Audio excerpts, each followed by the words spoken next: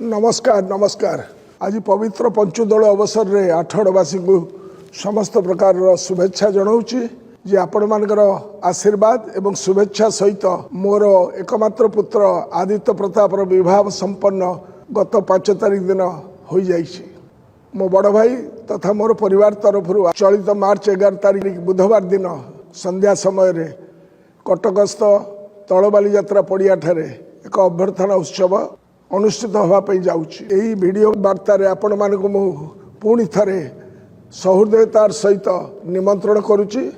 आपण निश्चित भाव आसी पहुँचे मोर पुत्र एवं मोर पुत्र बोहू को आशीर्वाद करवा हेबे। मु विनम्रतार सहित आपण मानक हाथ जोड़ी निवेदन करुच्ची आसिला बेले कौन प्रकार उपहार सांगे नहीं कि आसबे ना। आपण मान आशीर्वाद हम ही सबुठारु बड़ उपहार। निश्चित भावे आसबे। नमस्कार। आपण को अपेक्षा रे।